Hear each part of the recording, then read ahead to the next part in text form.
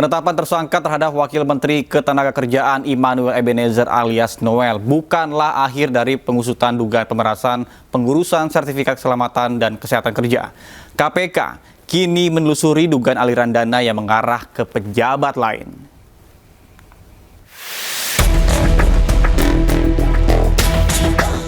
KPK telah mendalami informasi terkait dugaan keterlibatan sejumlah pejabat di Kementerian Ketenagakerjaan yang terlibat dalam dugaan pemerasan pengurusan sertifikat keselamatan dan kesehatan kerja.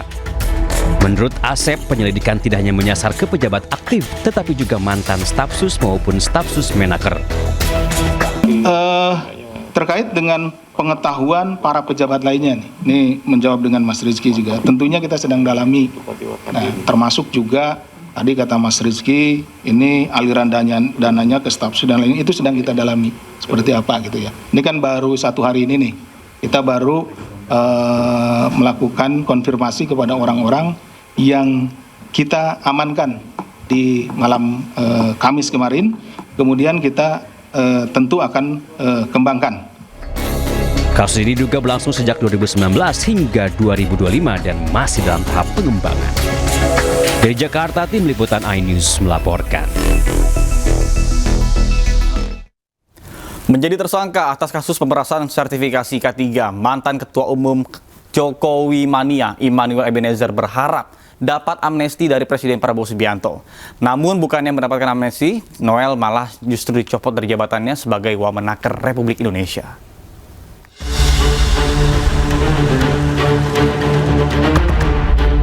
Wamenaker RI Immanuel Ebenezer tak kuasa menahan air mata saat berjalan bersama tersangka lain di konferensi pers KPK. KPK menetapkan Noel sebagai tersangka karena terbukti menerima uang 3 miliar rupiah dalam dugaan pemerasan pengurusan sertifikasi keselamatan dan kesehatan kerja K3.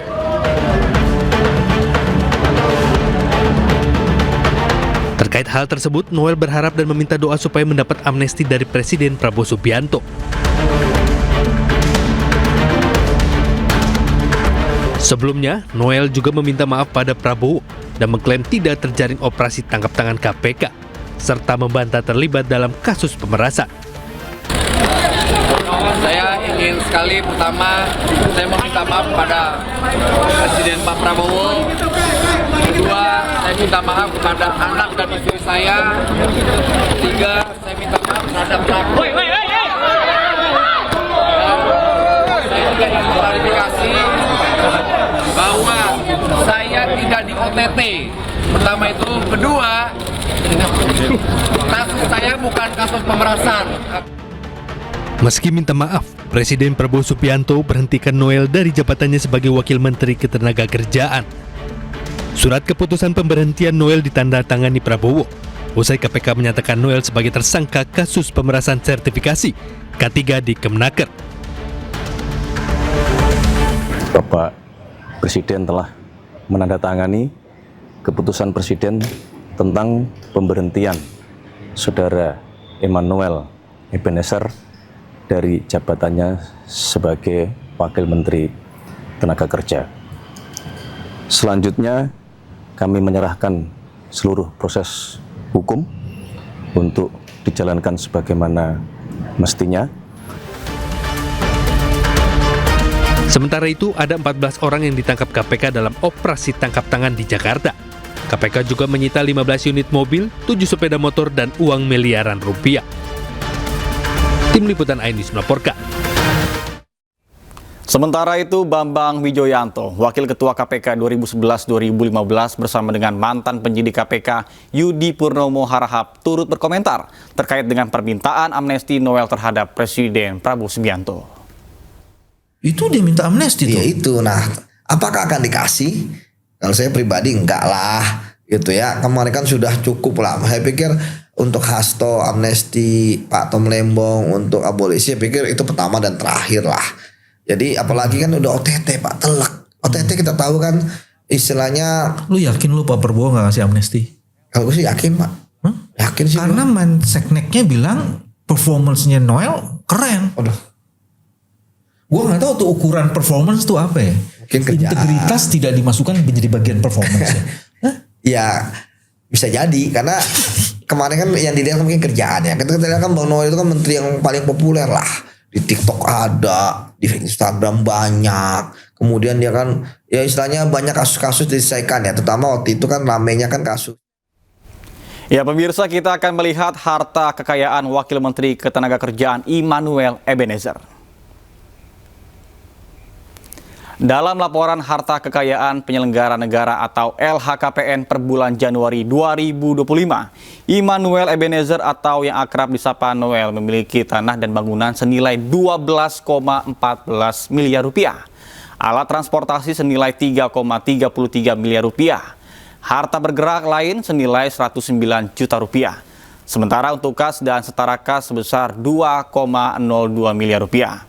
Total harta kekayaan Wakil Menteri Ketenagakerjaan kini mencapai 17,62 miliar rupiah.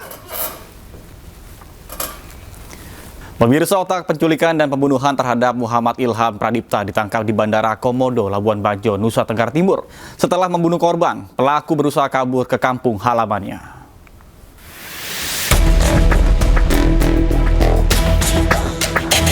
Inilah detik-detik akhir pelarian Eras, otak pelaku penculikan dan pembunuhan Muhammad Ilham Pradipta, Kepala Cabang BRI Cempaka Putih, Jakarta Pusat. Tim gabungan Subdit Jatarnas Polda Metro Jaya bersama Satreskrim Polres Mabar meringkus sesaat pelaku tiba di Bandara Komodo, Labuan Bajo, Nusa Tenggara Timur. Usai menculik dan membunuh korban, pelaku melarikan diri dan bersembunyi di kampung halamannya. Sebelumnya, Eras dan 3 rekan lainnya menculik korban Muhammad Ilham Pradipta di halaman sebuah pasar swalayan di Pasar Rebo, Jakarta Timur. Tidak hanya menculik, korban diduga alami kekerasan benda tumpul hingga akhirnya tewas dengan kondisi kaki, tangan, dan mata terlilit lakban. Jasad korban ditemukan di Serang Baru, Kabupaten Bekasi, Jawa Barat. Sementara 3 pelaku lainnya telah lebih dahulu diamankan. Polisi kini tengah menggali keterangan dari para tersangka guna mencari tahu motif pembunuhan serta kemungkinan adanya pelaku lain. Di Jakarta Selatan, Denny Helmi Sejangbati, iNews melaporkan. Pemirsa, tim forensik mengungkap bahwa terdapat luka benda tumpul pada jenazah Kepala Kantor Cabang Bank BUMN Muhammad Ilham Pradipta yang jenazahnya ditemukan di pesawahan di Kabupaten Bekasi, Jawa Barat. Sementara ahli psikologi forensik menyebut bahwa kasus merupakan pembunuhan berencana dengan kalkulasi yang matang.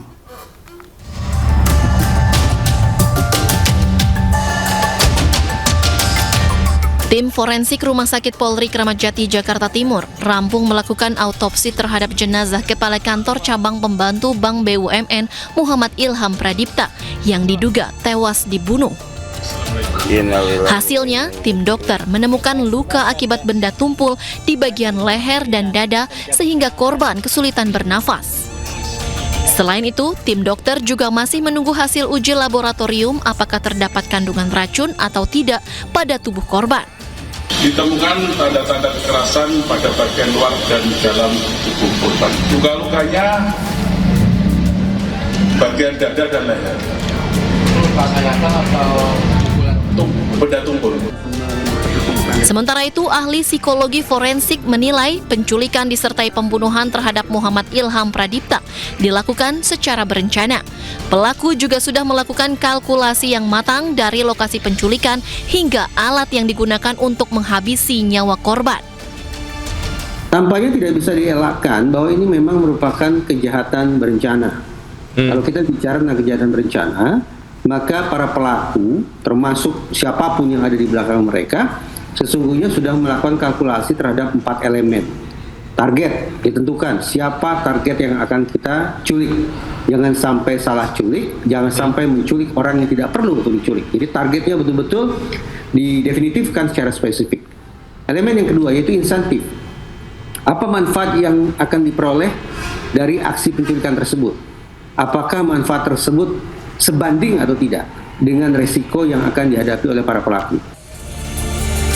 Jenazah Muhammad Ilham Pradipta dimakamkan keluarga di TPU Situ Gede, Bogor, Jawa Barat, Kamis malam lalu. Puluhan pelayat hadir mengiringi proses pemakaman. Tangis keluarga juga pecah saat melihat jenazah almarhum diturunkan ke liang lahat. Tim Liputan iNews melaporkan. Setelah lama diam, keluarga almarhum Arya Daru Pangayunan akhirnya buka suara. Keluarga korban tidak menerima kesimpulan penyelidikan Polda Metro Jaya yang menyatakan bahwa kematian ADP tanpa keterlibatan orang lain dan tidak ada tindak pidana.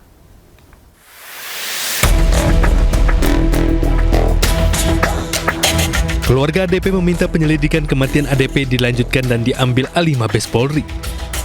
Perjuangan tersebut akan didampingi dua penasihat hukum yaitu Nikolai Aprilindo dan Dwi Librianto. Menurut Nikolai, keluarga menemukan berbagai kejanggalan dalam kematian ADP. Selain itu, akan ada petunjuk-petunjuk baru yang nantinya akan disampaikan ke penyidik Polda Metro Jaya guna melanjutkan penyelidikan. Perlu kami sampaikan bahwa pihak keluarga sudah memberikan berbagai macam informasi dan bukti yang ada pada mereka, baik kepada pihak penyelidik, Kompolnas, Komnas HAM, semua sudah diberikan oleh pihak keluarga, dari keterangan sampai apapun yang mereka ketahui dan mereka dapatkan. Tapi itu tidak dipertimbangkan sebagai suatu fakta bukti tentang pengungkapan misteri meninggalnya almarhum. Ini yang sangat kami sayangkan. Indonesia yang terhormat Bapak Prabowo Subianto, kami mohon dengan rendah hati dan kami mohon seterus-terusnya, kami mohon Bapak bisa menginstruksikan, bisa menyampaikan kepada Kapolri, kepada Panglima TNI, kepada Menteri Luar Negeri agar supaya segera bisa menjelaskan kepada kami tentang misteri yang terjadi pada anak kami. Kasus kematian diplomat muda Kemenlu Arya Daru Pangayunan sempat menyita perhatian publik sejak awal Juli lalu. Hasil gelar perkara polisi menyimpulkan kematian Arya tidak melibatkan pihak lain. Tim Liputan iNews melaporkan. Pemirsa, 9 warga Kecamatan Tenayan Raya, Kota Pekanbaru Riau diserang anjing liar pada Jumat sore. Para korban langsung dilarikan ke Rumah Sakit Umum Daerah untuk perawatan intensif. Warga korban digigit anjing. 2 orang. Beginilah kondisi warga yang sedang dirawat di Rumah Sakit Umum Daerah RSUD Arifin Ahmad Pekanbaru. 9 orang warga menjadi korban terdiri dari 7 orang dewasa dan 2 orang anak-anak mengalami luka cakaran hingga gigitan. Salah satu korban yang terkena serangan anjing liar bernama Muhammad Rifki Saputra, 2,5 tahun. Saat itu korban sedang bermain di sekitar rumahnya, tiba-tiba diserang dan digigit anjing liar. Korban mengalami luka cakaran di bagian leher dan di dada.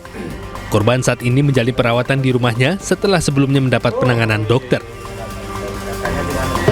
Lagi berjalan, terus anjing tuh berlari, langsung menerkam. Datang tiba-tiba gitu ya. Selain Muhammad Rifki Saputra, seorang ibu rumah tangga di Kecamatan Tenayan Raya juga menjadi korban serangan anjing liar saat sedang berolahraga bersama anaknya.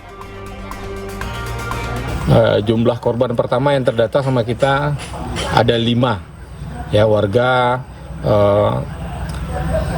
Tanggerang Timur ini. Kemudian terhadap warga yang diserang ini sudah dilakukan bantuan, dibawa ke rumah sakit untuk dilakukan pertolongan pertama, lakukan tindakan medis, dan alhamdulillah sorenya sudah bisa kembali serta dilakukan perawatan penanganan oleh medis di rumah sakit. Sementara itu, anjing liar diburu untuk menghindari adanya korban lainnya. Pihak kepolisian sektor Tenayan Raya sudah berkoordinasi dengan pihak dinas terkait untuk melakukan pemeriksaan pada hewan anjing liar untuk memastikan apakah hewan tersebut mengidap penyakit rabies. Dari Pekanbaru Riau, Rio Indra Yusrizal, iNews melaporkan. Artis sekaligus anggota DPR RI Nafa Urbah dikecam warganet usai membela koleganya terkait dengan tunjangan rumah 50 juta rupiah bagi anggota DPR. Nafa dinilai tidak peka terhadap kesulitan rakyat. Jadi anggota dewan itu kan nggak orang Jakarta semuanya guys, itu kan dari seluruh pelosok Indonesia gitu. Jadi nggak semuanya punya rumah di Jakarta gitu. Nah anggota dewan itu diwajibkan untuk kontrak rumahnya itu di dekat-dekat Senayan situ supaya memudahkan mereka untuk menuju DPR. Seperti itulah tanggapan Nafa Urbah saat menjawab pertanyaan warganet terkait tunjangan rumah sebesar 50 juta rupiah bagi anggota DPR. Nafa menjelaskan tunjangan itu diperuntukkan bagi anggota DPR agar mereka menyewa rumah di sekitar komplek parlemen di Senayan. Menurut Nafa, hal itu bertujuan untuk mempermudah pekerjaan para anggota DPR, apalagi kemacetan di Jakarta sudah sangat menyita waktu. Anggota DPR dari fraksi Nasdem itu juga menjelaskan bahwa tunjangan rumah diberikan bagi anggota DPR sejak tidak lagi mendapatkan fasilitas rumah jabatan. Bukan kenaikan, itu tuh kompensasi untuk rumah jabatan, ya kan? Rumah jabatan yang sekarang ini sudah tidak ada lagi. Jadi rumah jabatan itu kan sekarang rumah-rumahnya itu sudah dikembalikan ke pemerintah. Jadi sekarang itu mendapat kompensasi untuk kontrak. Jawaban Nafa Urbah sontak memantik reaksi warganet. Mayoritas mereka memberikan sentimen negatif bahkan mencibir para anggota DPR. Tidak berselang lama, anggota DPR Komisi 9 itu pun menutup kolom komentar di media sosialnya dan langsung menyampaikan permintaan maaf. Ia pun berjanji bekerja secara sungguh-sungguh dan berpihak kepada rakyat. Pemberian tunjangan rumah sebesar 50 juta rupiah per bulan bagi anggota DPR menuai banjir kritik. Publik menilai kebijakan tersebut tidak sepadan dengan kinerja para wakil rakyat. Tim Liputan iNews melaporkan. Wakil Ketua Komisi 3 DPR RI Ahmad Syahroni marah. Maraknya seruan pembubaran DPR yang ramai di media sosial jelang aksi unjuk rasa di gedung DPR RI pada Senin mendatang. Ahmad Syahroni menyebut kritik dan tuntutan tersebut terlalu berlebihan dan menegaskan DPR akan tetap berdiri. Selain itu, Syahroni juga melontarkan kritik tajam kepada pihak-pihak yang menggaungkan wacana tersebut. Menurutnya, pembubaran DPR belum tentu membawa kebaikan bagi proses pemerintah pada saat ini. Bubarin DPR ini kadang-kadang nih ya, masyarakat boleh kritik, boleh komplain, boleh caci maki, nggak apa-apa kita terima. Tapi ada adat istiadat yang mesti disampaikan. Apakah dengan membubarkan DPR memang meyakinkan masyarakat bisa menjalani proses pemerintahan sekarang ini? Belum tentu. Maka jangan menyampaikan hal-hal seenaknya, bubarin DPR. Jangan. Memang yang ngomong itu rata-rata orang yang nggak pernah jadi duduk di DPR. Orang yang cuman mental bilang bubarin DPR, itulah orang sedunia. Kenapa? Kita ini emang orang pintar semua? Enggak, bodoh semua kita. Tapi ada tata cara. Pemirsa, PT Bank Maybank Indonesia Tbk melaksanakan inisiatif berkelanjutan bertema Jejak Hijau Desa Sanding menuju masa depan netral karbon.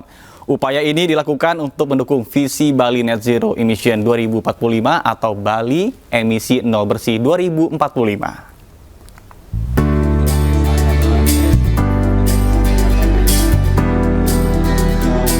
Bertempat di Desa Sanding, Gianyar, Bali, kegiatan ini dikemas dalam bentuk talk show dan kunjungan fasilitas pengolahan sampah organik berbasis Black Soldier Fly atau BSF.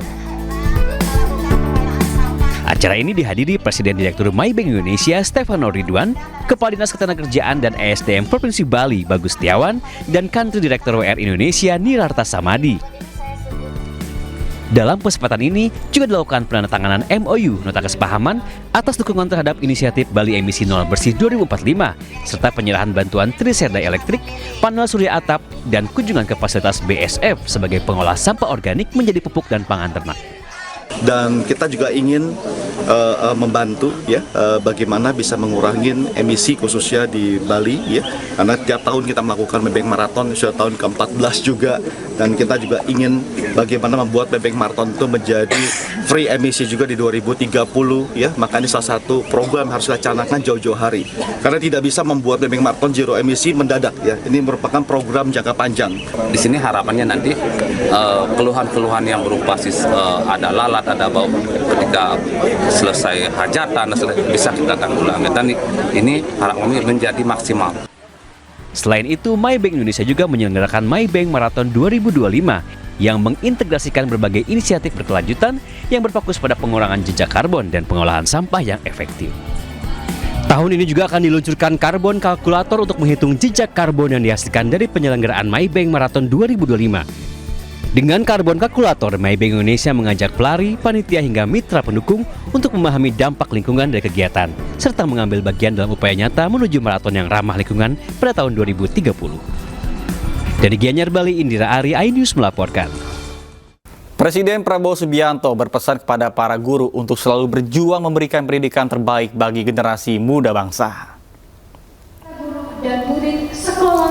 Pesan Prabowo disampaikan saat menghadiri pembekalan guru dan kepala sekolah rakyat di G-Expo Kemayoran, Jakarta. Di hadapan guru sekolah rakyat, Presiden Prabowo meminta agar selalu berjuang untuk memberikan pendidikan terbaik bagi generasi muda sebagai kunci untuk memutus kemiskinan. Prabowo menyampaikan semangat optimisme Indonesia yang akan memiliki pabrik mobil hingga kereta api sendiri. Dirinya juga mengajak semua pihak bersama-sama untuk membangun bangsa. Dirinya ingin kemerdekaan Indonesia dirasakan semua pihak, bukan segelintir orang saja. Kita selalu harus optimis. Indonesia akan punya pabrik mobil sendiri. Indonesia akan punya pabrik motor sendiri. Indonesia sudah terus akan bikin pesawat terbang sendiri, kapal-kapal sendiri, kereta api kita sendiri, jam tangan sendiri, pakaian sendiri, sepatu sendiri. Kita akan berdiri di atas kaki kita sendiri.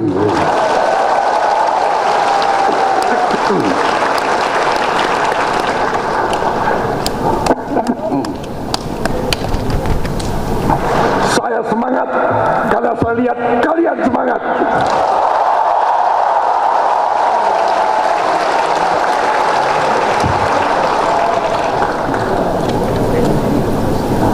Kalian tebak usia saya berapa?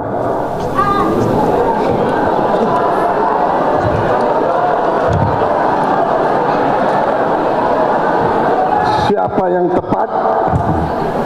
Saya ini sudah. Beralih ke informasi olahraga, pemirsa. Pelatih Timnas Indonesia Patrick Kluivert resmi memanggil 27 pemain menjelang FIFA Matchday September 2025. Menariknya dalam daftar nama itu ada nama Mark Locke yang akhirnya kembali dipanggil memperkuat skuad Garuda.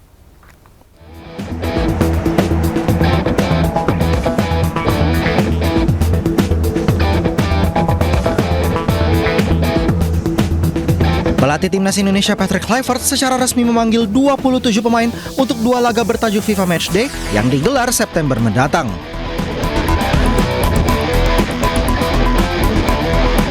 Di bawah Mister Gawang tidak ada nama Martin Paes karena cedera.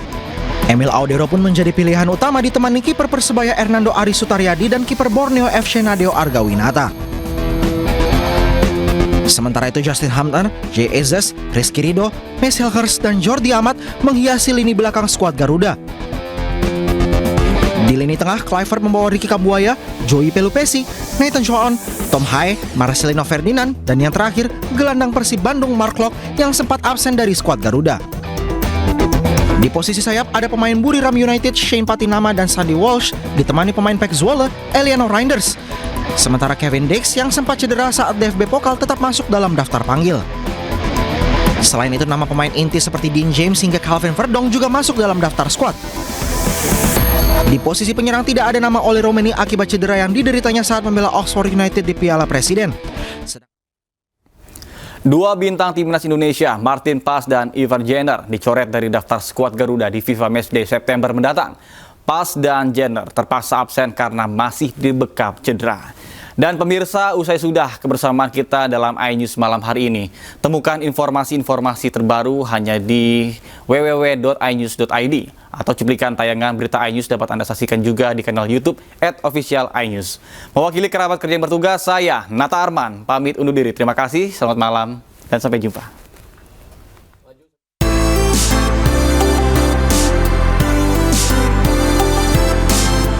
PSSI memanggil 27 pemain untuk bergabung di Timnas Indonesia saat melakoni FIFA Matchday September mendatang. Dari nama-nama yang dirilis, tidak ada nama kiper utama Martin Paes serta Ivar Jenner. Usai pengumuman PSSI, Martin Paes angkat bicara. Penjaga gawang FC Dallas tersebut menegaskan ia belum pulih dari cedera kaki. Akibat cedera, pemain 26 tahun tersebut juga absen dalam 2 laga Liga Amerika atau MLS. Sejak debut pada September 2024, Paes tercatat 8 kali membela skuad Garuda. Hasilnya, Paes kebobolan 14 kali dan 3 kali clean sheet.